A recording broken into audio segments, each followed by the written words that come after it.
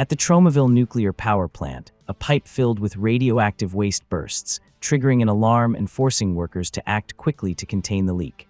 However, the arrogant owner of the plant, Paley, ignores the warnings about the leak that could reach the town and refuses to shut down the facility to carry out proper containment.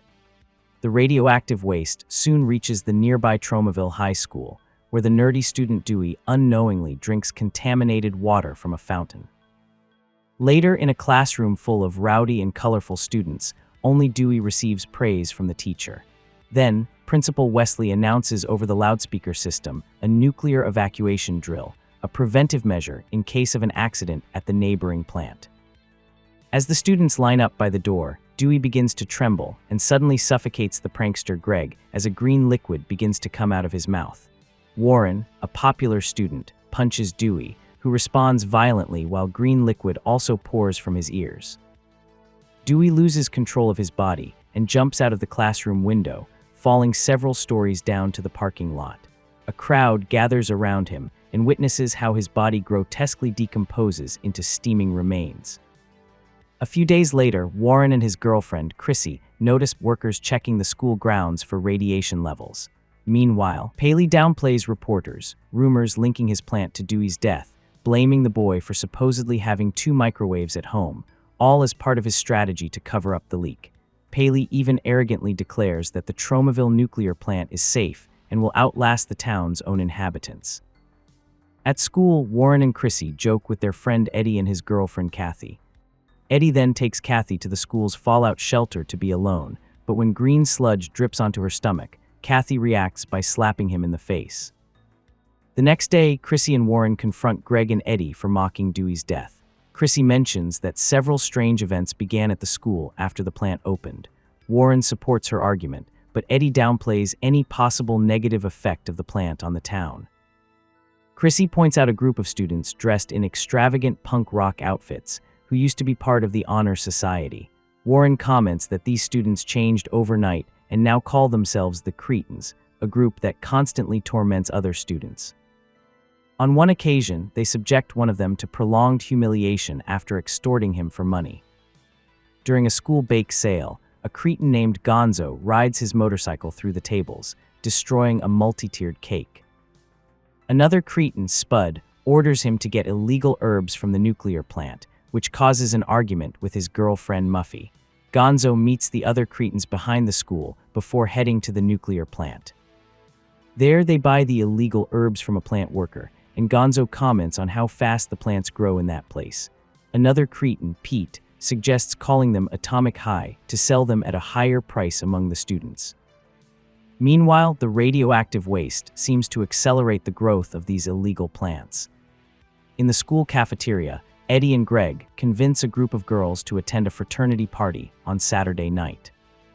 The next day, they try to persuade a reluctant Warren to go as well, arguing that his attendance along with Chrissy S. will encourage more students to join. Days later, Pete and Gonzo force Eddie to buy an Atomic High for $10, assuring him that it will make girls more receptive. Eddie considers giving it to Warren so that Chrissy will be more agreeable to his plans. Finally, on Saturday night, the fraternity party is in full swing, with a rock band and a group of hormone-filled youths. Eddie and Greg welcome Warren and a cautious Chrissy to the beach-themed party. Greg quickly drags Warren toward another group of friends, leaving Chrissy chatting with a group of schoolgirls. Both Warren and Chrissy receive advice from their respective friends to make the most of their experiences before graduating high school. Chrissy and the girls rejoin Warren and his friends, just as Eddie tricks Warren into trying some Atomic High. The teenagers make the couple take turns with the joint until Warren throws it to the floor, where it ends up being trampled. Tired of the nonsense, Warren and Chrissy decide to leave the party. While Chrissy looks for their coats in a room on the upper floor, the effects of Atomic High begin to take hold, and she starts caressing her body. She calls for Warren, who is unaffected, and drags him onto the bed, pleasantly surprising the young man. When Chrissy removes her blouse, Warren lets himself go and quickly takes off his clothes. As the couple is consumed by their passion, Eddie and Greg watch them from the stairs, convinced that the effects of the herb are real. After taking Chrissy home, an excited Warren lies down and begins to have a delirious dream. In the nightmare, his face seems to decompose, and something large begins to grow under the sheets. Meanwhile, Chrissy also has strange dreams. Her stomach rapidly swells until a black tentacle emerges from her navel. Warren's right chest also deforms and releases a dark green liquid, but he suddenly wakes up and finds no sign that his body has mutated. Chrissy also awakens from her nightmare and discovers that her body is normal.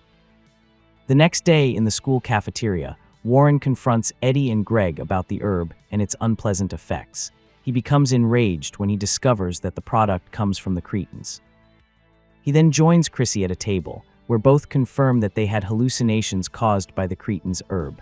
Gonzo, one of the Cretans, intimidates them by grabbing a handful of his crotch, but Chrissy persuades Warren not to start a fight.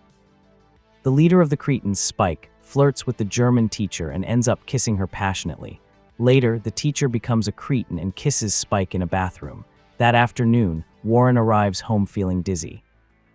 Nearby electronic devices begin to react to his presence, and eventually, he collapses to the floor. Meanwhile, Pete, one of the Cretans, tricks an elderly woman into handing over her purse by pretending to help Spike, who fakes a seizure. Once he gets the purse, Spike gets up and starts beating the poor woman. Pete then meets Beethoven, another Cretan, in a back alley, but Warren appears looking menacing. Warren's face has become grotesque, with his temples throbbing and green liquid coming out of his mouth and ears. Pete punches Warren in the face, but ends up injuring his hand in the process. Warren easily overpowers both Cretans, throwing them around like rag dolls. Spike tries to intervene, but Warren hurls him against a wall, and he falls unconscious into a garbage container. Filled with rage, Warren thrusts his arm down Pete's throat, killing him instantly. Later, Spike recounts the confrontation to the rest of the Cretans. Although he cannot identify the attacker, he comments that the stranger looked very much like Warren. In his bedroom, Warren wakes up with a start, finding his surroundings completely destroyed. During cheerleading practice, Chrissy, visibly exhausted, begins to complain of pain and retreats to the bathroom.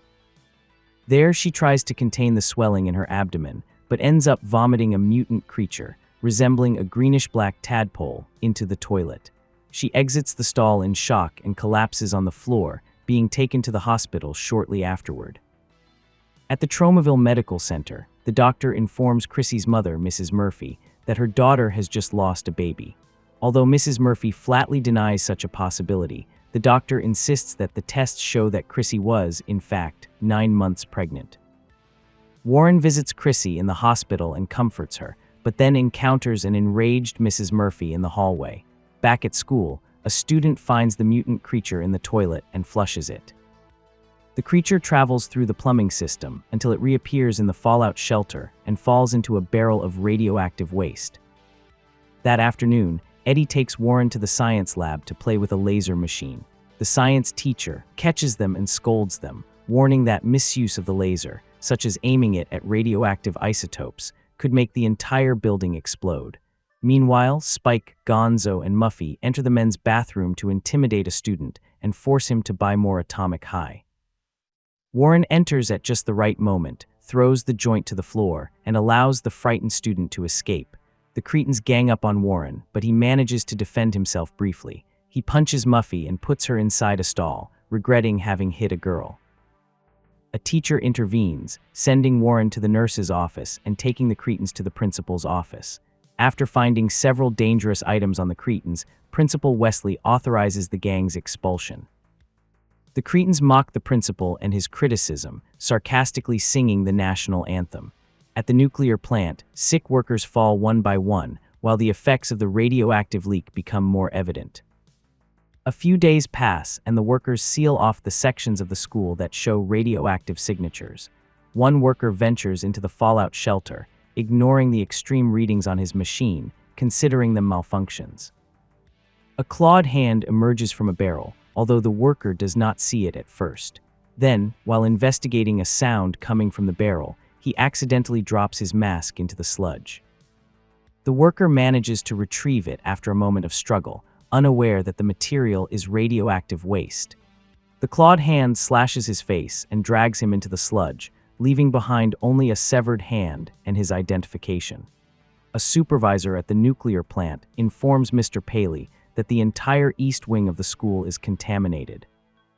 Paley rejects the suggestion to close the school and decides to carry out the cleanup at night, under the excuse of structural repairs.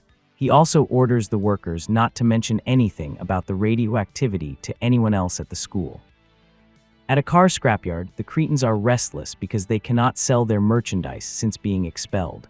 Spike decides to take revenge on Warren, pointing at a car being crushed as an allusion to the boy's fate. On campus, Spike delegates his henchmen to trigger the evacuation alarm and take Chrissy to the fallout shelter. Shortly afterward, Muffy forces Chrissy down to the basement, where a Cretan named Taru torments the frightened girl. Meanwhile, Gonzo, Muffy, and two other Cretans break into Wesley's office and hold the principal at gunpoint. The gang demands to know where the evacuation alarm button is, and when a staff member enters, Spud shoots her. Wesley gives in and reveals the button's location. Gonzo presses it, announcing a nuclear emergency that requires evacuation. Chaos erupts as students panic and run toward the exits. In the fallout shelter, Spike and Taru continue tormenting Chrissy until they hear the alarm. In the hallways, Warren fights through the crowd in his attempt to find his girlfriend. News of the panic at the school reaches Mr. Paley, while the workers also abandon the nuclear plant en masse. In the school parking lot, Warren asks students if they have seen Chrissy, but no one answers him. Spike orders Taru to lead Warren to the shelter, using Chrissy's blood-stained necklace as bait. Muffy then hands the necklace to Warren outside, telling him that Chrissy is waiting for him in the shelter. The Cretans mount their motorcycles and enter the school, chasing Warren through the hallways, vandalizing property and causing chaos. Warren reaches the shelter, where he finds Spike holding Chrissy at knife point. Spike promises to torture her horribly while keeping Warren at bay with his gun. Suddenly, the creature in the barrel behind the Cretans emerges, a mutated beast with green skin and spikes all over its body. Warren manages to pull his girlfriend away in time, while the creature smashes Taru's head with a single blow. The couple escapes toward the upper floor, while Spike vainly tries to kill the creature with his gun. The leader of the Cretans stumbles out of the creature's reach and runs toward the upper floor. Paley arrives in his luxury car and dismisses a teacher's warning about a radioactive leak. He assures that everything is normal at his plant and decides to investigate the school himself. Inside, the creature violently intercepts a Cretan who was chasing Warren and Chrissy. When Gonzo stops to inspect his friend's body, the creature impales him with its poisoned tail. Meanwhile, Principal Wesley manages to get out and reveals to a teacher that the alarm was triggered by the Cretans as a prank. The creature continues its path through the school hallways, surprising Muffy and Spud, decapitating the latter. Warren and Chrissy end up hiding in the science lab, where they find Spike brandishing his gun, anticipating the creature's attack. Spike captures the couple when Warren accidentally spills a graduated cylinder of acid and points his gun at them. Warren claims to know what the creature is, warning Spike not to harm them if he wants to survive. Suddenly, the creature's tail coils around Spike's leg and drags him across the floor. When the creature pulls him close, it fills his face with deadly spikes. The couple tries to escape, but the creature captures Chrissy, carrying her toward its horrible jaws. Desperate to save his girlfriend, Warren activates the laser machine and fires at the creature, rescuing Chrissy from its grip. The laser reacts with the beast's radioactivity, causing the creature to writhe in agony while emitting a bright, pulsating glow. On their way to the building's exit, the couple encounters Mr. Paley heading in the opposite direction, but the plant owner ignores their warnings and continues inside. Paley finds the glowing radioactive creature in the lab just before it explodes, while Warren and Chrissy manage to reach the outside, where the school disintegrates with the explosion. A loudspeaker message announces that the school will be closed for remodeling. The students celebrate, while Warren kisses Chrissy, relieved by their escape. Days later, during the cleanup of the rubble, another mutant, tadpole-like creature emerges from the wreckage.